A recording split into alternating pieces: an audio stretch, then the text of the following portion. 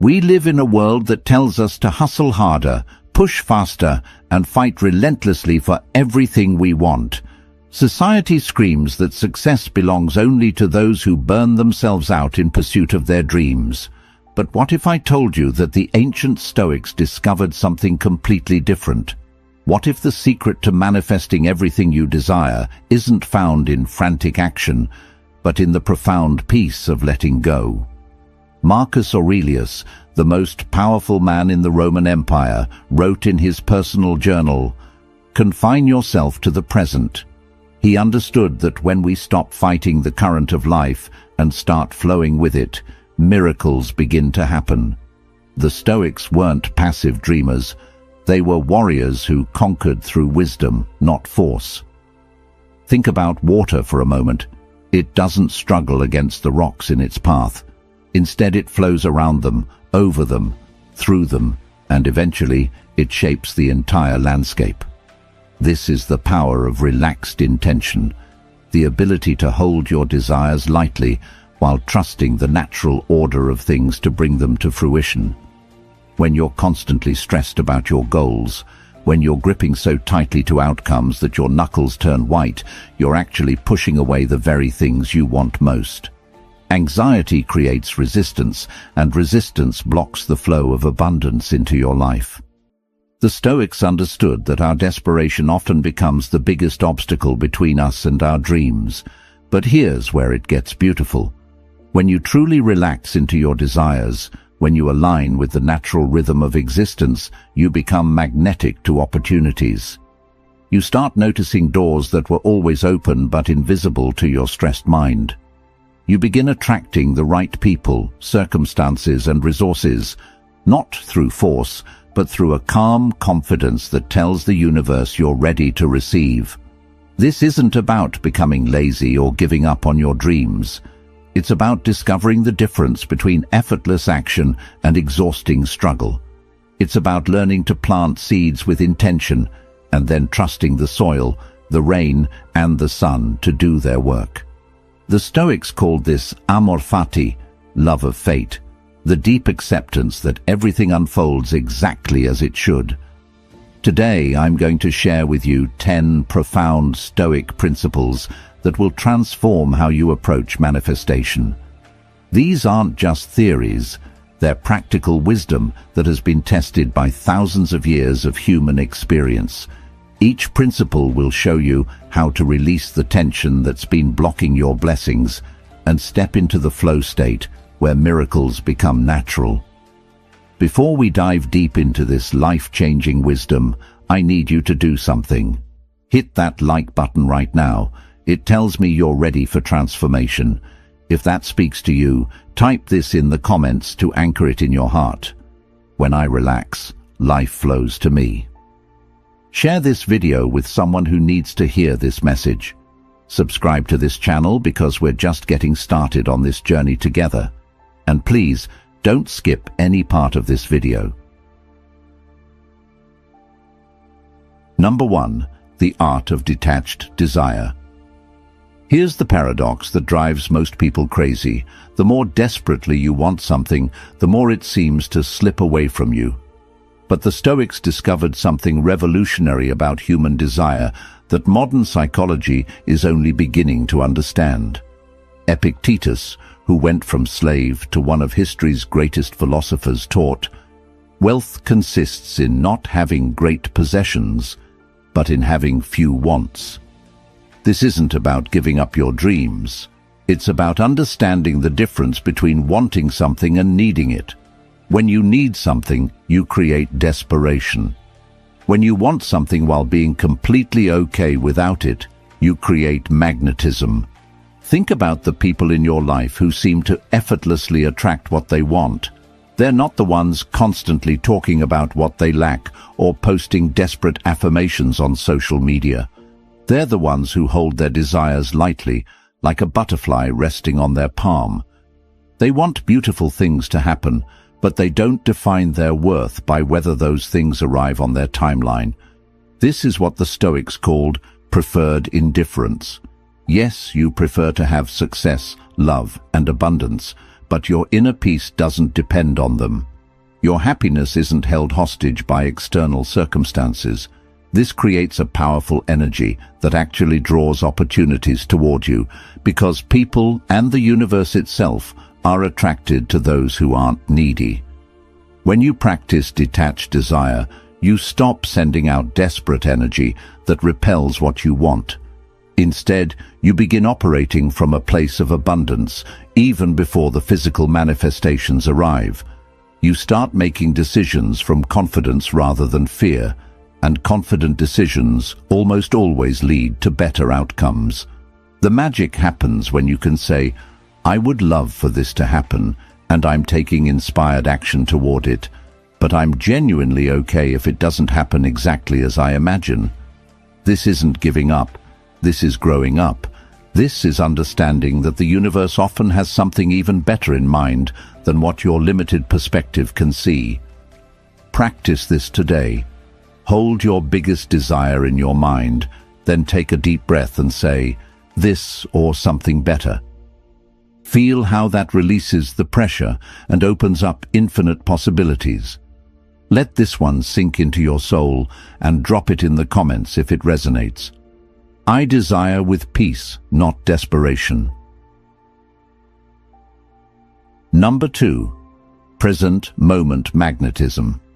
Your mind is probably living everywhere except where your power actually exists, right here, right now. Most people spend their days mentally living in a future that hasn't happened yet, or replaying a past that can't be changed. But the Stoics understood something profound. All manifestation happens in the present moment, and when you're not here, you miss the magic. Seneca wrote, "True happiness is to enjoy the present without anxious dependence upon the future." This isn't just beautiful philosophy, it's practical magic. When your consciousness is fully present, you notice opportunities that your scattered mind would completely miss. You hear the casual comment that leads to your next big break. You feel the intuitive nudge to take a different route home, where you bump into exactly the right person. But here's what most people don't understand about presence. It's not just about awareness, it's about energy. When you're truly present, you're operating at your highest vibration. You're not carrying the heavy energy of past regrets or future anxieties. Your pure potential, and that energy is incredibly attractive to both people and circumstances. Think about the most magnetic people you know. They're not the ones constantly checking their phones or talking about what they're going to do someday. They're the ones who look you in the eye when you speak, who seem to have all the time in the world, who make you feel like you're the only person in the room. That's presence, and it's magnetic. The beautiful irony is that when you stop living for the future, you create a better future. When you stop trying to escape this moment becomes the launching pad for everything you've been dreaming of. Opportunities don't exist in tomorrow. They exist in the awareness you bring to today. Your breath is your anchor to the present. Every time you notice your mind wandering into what if or if only, come back to your breathing. Feel your feet on the ground. Notice 3 things you can see, hear, or feel right now. This isn't meditation, this is manifestation practice. The present moment isn't just where you exist, it's where you create. Stop living in the waiting room of your life and step into the reality where miracles are happening right now. Number 3. The wisdom of accepted resistance. Life is going to give you obstacles. That's not a possibility, that's a guarantee. But here's what separates those who manifest their dreams from those who stay stuck. How you relate to resistance determines whether it becomes your enemy or your teacher. Marcus Aurelius faced plagues, wars, and betrayals, yet he wrote, "The impediment to action advances action. What stands in the way becomes the way." This isn't just poetic language. This is the secret to turning every setback into a setup for something greater. When you stop fighting reality and start dancing with it, resistance becomes your greatest ally. Most people encounter an obstacle and immediately think the universe is working against them. They take it personally, get discouraged, and often give up entirely. But what if every obstacle is actually the universe's way of making you stronger, wiser, and more ready for what you're asking for? Consider the oyster and the pearl. The irritation of sand doesn't destroy the oyster. It creates something beautiful and valuable. Your obstacles aren't punishments. They're invitations to grow into the person who can handle the level of success you're requesting. When you accept resistance instead of resenting it, something magical happens. You stop wasting energy fighting what is, and you start using that energy to navigate through what is.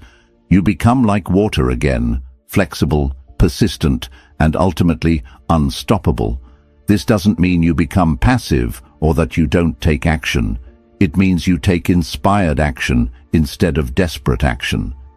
You respond instead of react. You look for the lesson in every challenge and the opportunity in every obstacle. The next time something doesn't go according to your plan, pause and ask, how is this actually serving my highest good? What is this experience trying to teach me? How is this making me stronger for what's coming? Sometimes the delay is protection.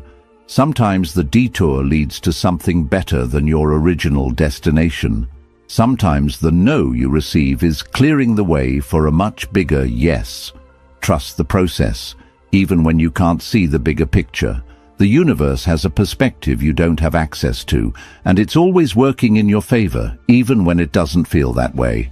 Comment this if you're ready to grow through the hard moments. I grow stronger through resistance, not weaker. Number 4, the power of inner authority. Here's a truth that will set you free. You've been giving your power away to everyone and everything around you, and that's exactly why your manifestations feel so out of reach. The Stoics discovered that true manifestation begins the moment you reclaim your inner authority and stop making external circumstances the boss of your internal state. Epictetus taught, "No one can hurt you without your permission." This goes deeper than just emotional resilience. This is about understanding where your real power lives. Every time you say, "I can't be happy until," or "I'll feel successful when," you're essentially handing the keys to your kingdom to someone or something outside of yourself. Think about how exhausting it is to live this way. Your mood depends on other people's opinions. Your confidence rises and falls with your bank account. Your sense of worth fluctuates with external validation. You've turned yourself into a puppet, and circumstances are pulling all your strings. But when you reclaim your inner authority, everything changes. You realize that your peace, your joy, and your sense of abundance are internal decisions, not external conditions. This doesn't mean you become indifferent to outcomes. It means you stop making outcomes responsible for your well-being. This shift creates incredible manifesting power because you're no longer operating from lack or neediness. When you know you can be happy regardless of circumstances, you make better decisions. When you know your worth isn't determined by external validation, you show up more authentically. When you know your security comes from within, you take bigger, bolder risks. People can sense this inner authority, and they're drawn to it. Opportunities flow toward those who aren't desperately chasing them. Success gravitates toward those who don't need it to feel valuable. Start practicing this today. Before you check social media, before you look at your bank account, before you seek validation from others, check in with yourself. Ask, how do I choose to feel right now, regardless of my circumstances? Then honor that choice. Your external world will always be a reflection of your internal world. Change the inside, and the outside has no choice but to follow. Feel that power rising in you? Share it in the comments. I am the author of my own experience. Number 5. The art of strategic non-action. This might sound contradictory, but sometimes the most powerful thing you can do is absolutely nothing. The Stoics understood something that our action-obsessed culture has forgotten. There's a profound difference between being busy and being effective, between motion and progress, between forced action and aligned action. Lao Tzu, whose philosophy deeply influenced Stoic thought, taught, "The sage does not attempt anything very big, and thus achieves greatness." Sometimes your biggest breakthrough comes not from doing more, but from having the wisdom to do less. We live in a culture that equates action with progress, but much of what we call taking action is actually anxiety in disguise. We stay busy because stillness makes us uncomfortable. We keep pushing because we're afraid that if we stop, everything will fall apart. But this frantic energy often pushes away the very things we're trying to attract. Strategic non-action doesn't mean being lazy or giving up on your dreams. It means having the confidence to step back when you've done your part and trust the process to unfold. It means knowing when to plant seeds and when to let them germinate in darkness. It means understanding that some things simply cannot be rushed, no matter how badly you want them. Think about a master chess player. They don't make moves just to be moving pieces. They wait for the right opportunity, even if it means sitting in apparent inaction while their opponent makes hasty moves. Their patience becomes their power, and their restraint becomes their strategy. When you learn the art of strategic non-action, you stop exhausting yourself with busy work that doesn't actually move you forward. You begin to trust your intuition about when to act and when to wait. You discover that sometimes the universe needs space to work its magic, and your job is simply to get out of the way. This week, practice saying, "I don't know" when you don't know, and "I'll wait" when waiting feels right. Notice how this creates space for solutions and opportunities that your forced action was actually blocking. The universe rewards those who can be still enough to receive what it's trying to give them. Number 6. Gratitude as a manifesting force. Most people think gratitude is just about being polite or positive, but the Stoics understood something much deeper. Gratitude is actually one of the most powerful manifesting forces in the universe. When you truly appreciate what you already have, you create a magnetic field that draws more abundance into your life. Marcus Aurelius wrote, "When you wake up in the morning, tell yourself, 'The people I deal with today will be meddling, ungrateful, arrogant, dishonest, jealous, and surly. They are like this because they can't tell good from evil. But I have seen the beauty of good and the ugliness of evil, and have recognized that the wrongdoer has a nature related to my own.'" Even in acknowledging human flaws, he found reasons for gratitude and understanding. Here's what happens energetically when you practice real gratitude. You shift from operating from a mindset of scarcity to operating from a mindset of abundance. Instead of focusing on what's missing, you're acknowledging what's present. Instead of sending out lack energy, you're radiating fullness energy. But this isn't about fake positivity or pretending everything is perfect. True Stoic gratitude acknowledges reality while choosing to focus on what's working rather than what's broken. It's about finding genuine appreciation for your challenges because they're making you stronger, for your struggles because they're teaching you wisdom, for your setbacks because they're redirecting you towards something better. When you wake up grateful, you start your day in a high vibration state that attracts high vibration experiences.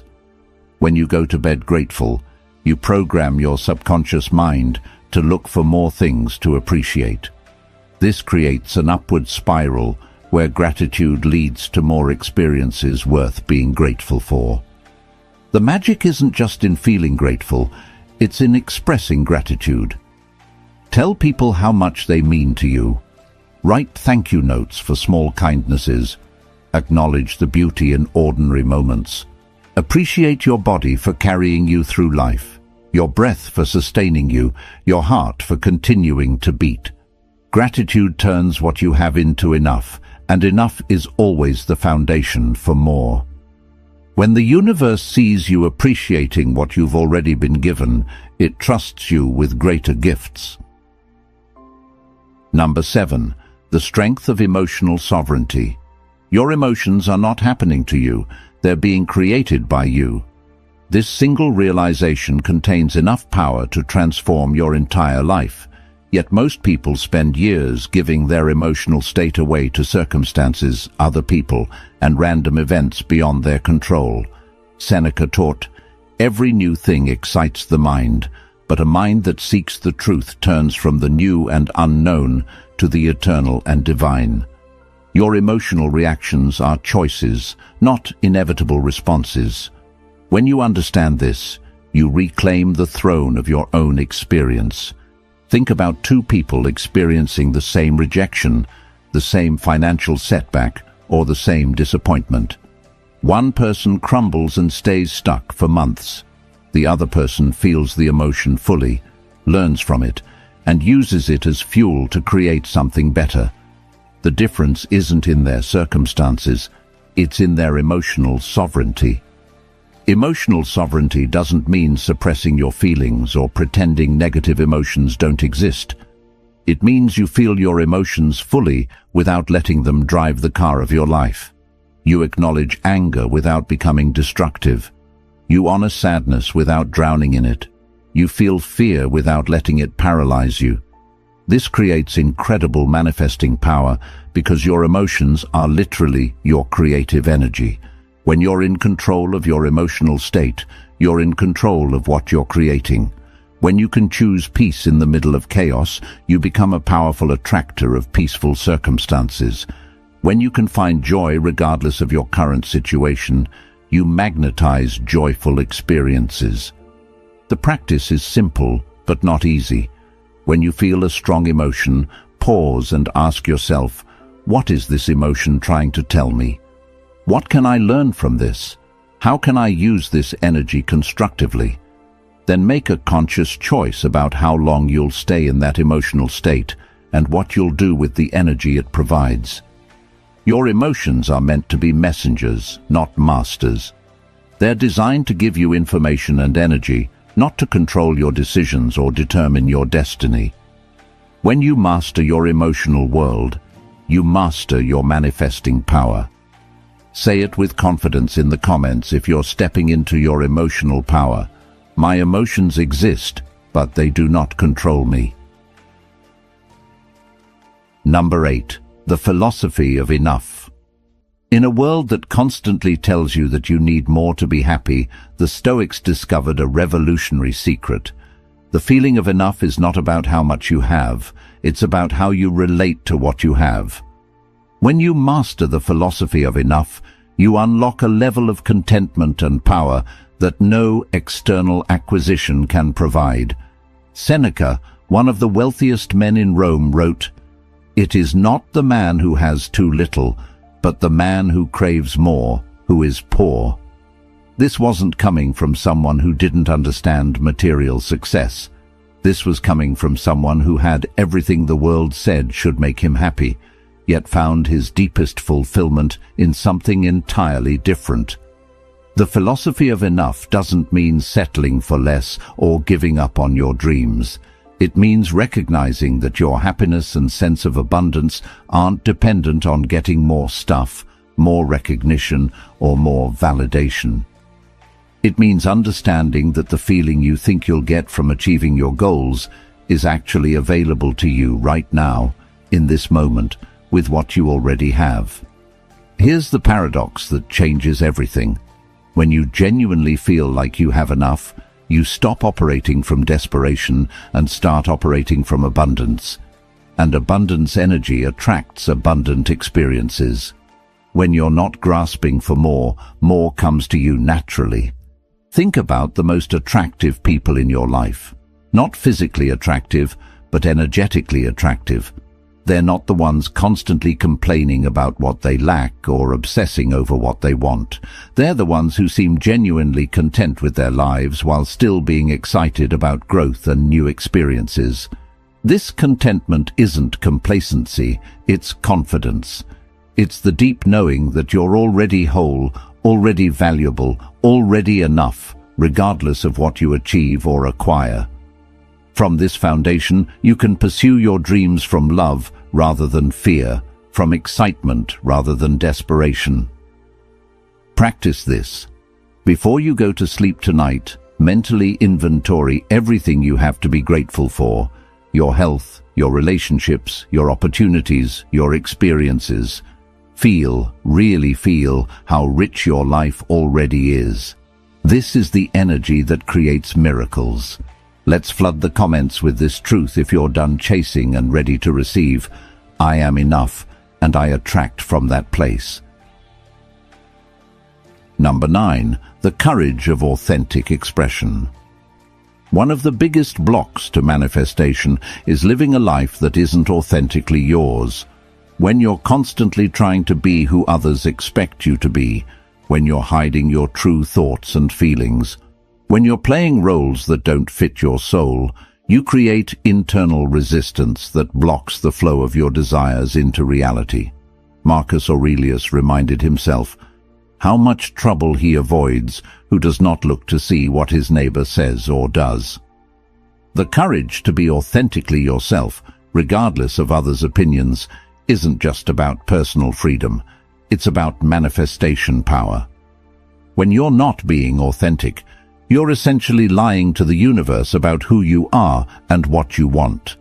How can life give you what's truly meant for you if you're not showing up as who you truly are? How can the right opportunities find you if you're hiding behind a mask? Authentic expression doesn't mean being rude or inconsiderate. It means having the courage to speak your truth with kindness, to pursue what genuinely excites you rather than what you think should excite you, to make decisions based on your values rather than others' expectations. The beautiful thing about authenticity is that it naturally attracts what's meant for you and repels what isn't. When you stop trying to please everyone, you start attracting people who genuinely appreciate the real you. When you stop chasing goals that aren't truly yours, you start manifesting experiences that actually fulfill you. This takes courage, because authentic living means some people won't understand you, some opportunities might not be for you, and some paths you thought you wanted might not actually align with who you're becoming. But this isn't loss. This is liberation. Your authentic self is your most powerful self, because it's the only self that can create a life that truly satisfies your soul. Everything you're meant to have is attracted to the real you, not the version of you that's trying to fit in or meet others' expectations. Start today. In one conversation, tell the truth about how you really feel. In one decision, choose what you actually want, rather than what you think you should want. Notice how this shifts your energy and opens up new possibilities. Number 10. Trust in divine timing. The final and perhaps most profound Stoic principle for manifestation is learning to trust in divine timing. The understanding that everything unfolds exactly when it's meant to, not when you think it should. This isn't passive waiting. This is active faith in the intelligence of the universe. Marcus Aurelius wrote, "Accept the things to which fate binds you, and love the people with whom fate brings you together." The Stoics believed in a rational, purposeful universe where everything happens for a reason, even when that reason isn't immediately clear to our limited human perspective. Your impatience is often your biggest enemy in manifestation. When you demand that things happen on your timeline, you create resistance against the natural flow of events. You miss opportunities because you're so focused on forcing one particular outcome. You reject good things because they don't look exactly like what you ordered. But when you trust divine timing, you relax into a rhythm that's much larger and wiser than your personal agenda. You understand that delays aren't denials. They're often divine protection or preparation. Sometimes you need to grow into the person who can handle what you're asking for. Sometimes the world needs to shift to create the perfect conditions for your manifestation. Think about the best things that have happened in your life. How many of them occurred exactly when you expected them to? Probably very few. Most of your greatest blessings likely came as surprises through unexpected paths, at times when you weren't even looking for them. This doesn't mean you stop taking action or setting goals. It means you hold your goals lightly while trusting that life has a bigger plan than what you can see from your current vantage point. It means you do your part with dedication while surrendering the outcome with grace. When you trust divine timing, you stop exhausting yourself, trying to control everything. You stop missing the beauty of the present moment because you're so anxious about the future. You start noticing the magic that's happening right now, instead of waiting for the magic you think should happen tomorrow. The universe is always working in your favor, even when it doesn't feel that way. Your job is to align with this truth and let it carry you toward your highest good. The ancient Stoics didn't have vision boards or manifestation journals, but they understood something that modern self-help often misses. True manifestation isn't about getting what you want. It's about becoming who you need to be to receive what's meant for you. When you relax